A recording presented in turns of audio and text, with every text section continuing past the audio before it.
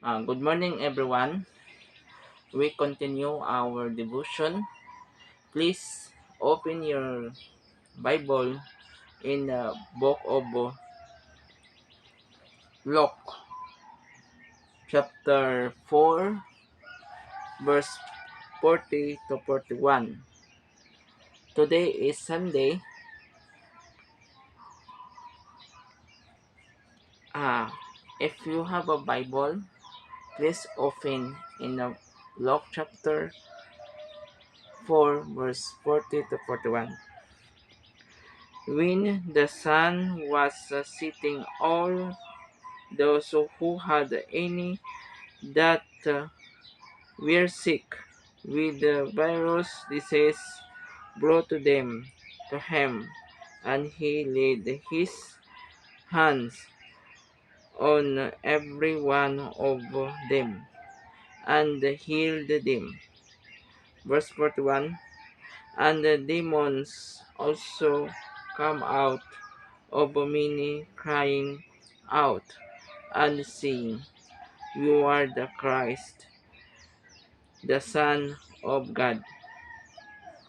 And he rebuked them, did not allow them to speak, for they know that he was the Christ. Itong oras na to,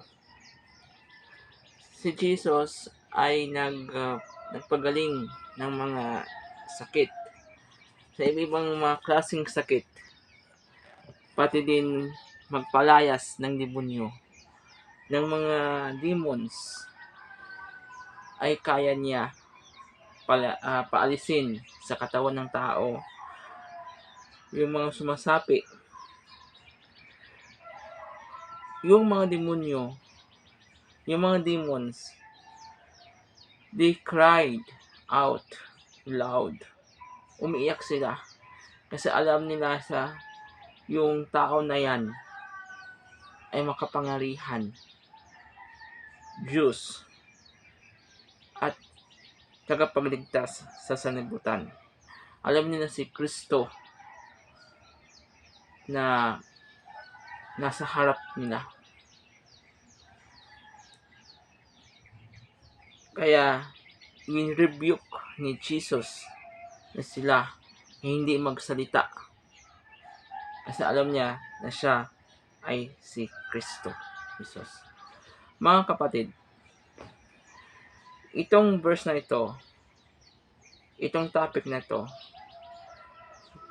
pinapakita sa atin kaya ni Jesus na magpagaling ng mga sakit.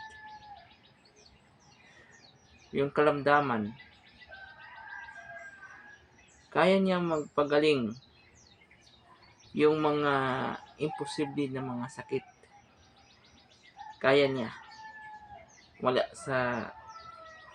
sa limitasyon ang kanyang kapangyarihan sapagkat siya ay tunay makapangyarihan ng Diyos.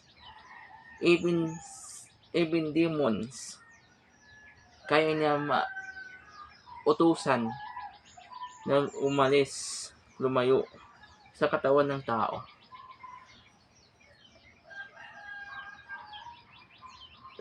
Short verses, pero mayroon tayong aral na matututunan dito.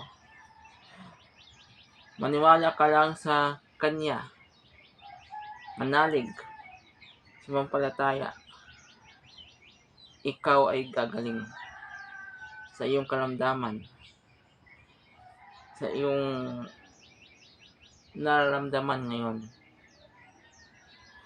Ang demon possessed, maraming klase. Pwede ka ma-demon possessed for addiction.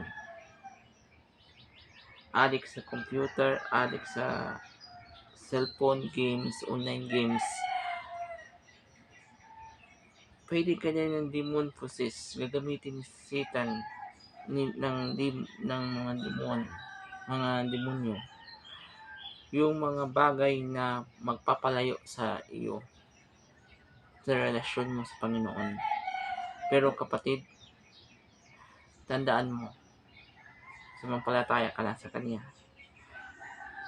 at ikaw ay iligtas Kanya. Yung mga sakit mo ngayon na nararamdaman na parang walang pag-asa,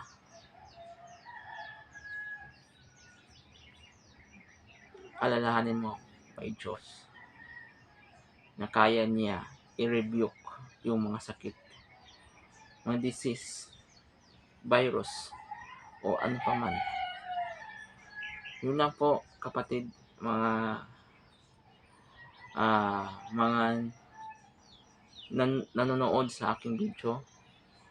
Yun ang aking mensahe, short message, pero mayroon kayo na matututunan sa itong mensahe na ito. Sana po'y klaro ang aking mensahe. Itong mensahe na to ay patungkol sa ano ang kaya ni Jesus ng kanyang kapangyarihan. Always remember,